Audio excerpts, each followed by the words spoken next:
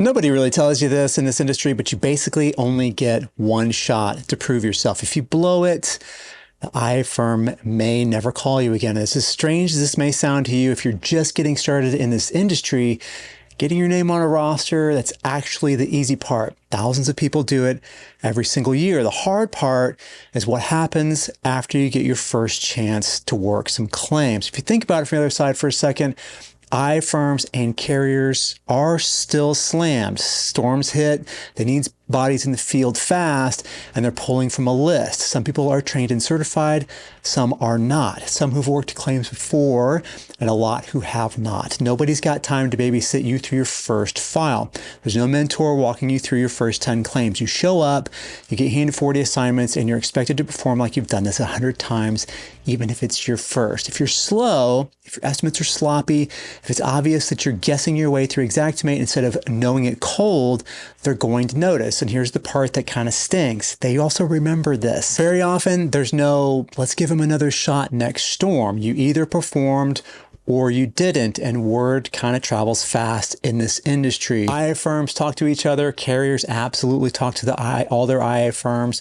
Your reputation gets built or broken in that very first deployment, and sometimes in your very first few files.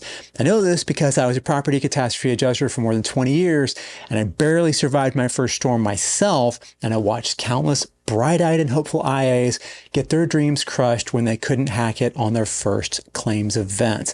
I also managed and trained a team of field adjusters during Hurricane Sandy, one of the biggest and most chaotic catastrophe this industry's ever seen in New York City, of all places.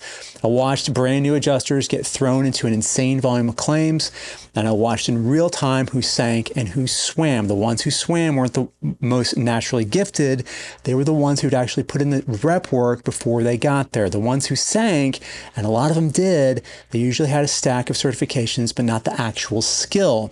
They could pass a test in the cozy comfort of their own couch, but they couldn't move fast and accurate under real pressure with a real homeowner standing in front of them and a few dozen open claims all screaming for attention right now. I've also spent a lot of time on desk assignments and doing file review, which means that I've sat on the other side looking at estimates coming in from the field adjusters and immediately being able to tell who knew what they were doing and who was kind of faking it. And it's obvious pretty much instantly. And I spent a year inside a major carrier seeing exactly how this stuff gets evaluated from their side of the table. What gets flagged, what gets questioned, what makes an adjuster somebody they want to keep using versus somebody they simply stop calling. Across all of that, one pattern never changed. The adjusters who kept getting called back weren't the ones who scraped by on their certification. They were the ones who showed up already knowing how to move. They were confident, fast, accurate, like they belonged there, right? And that's not luck. That's not some natural gift some people have and others don't.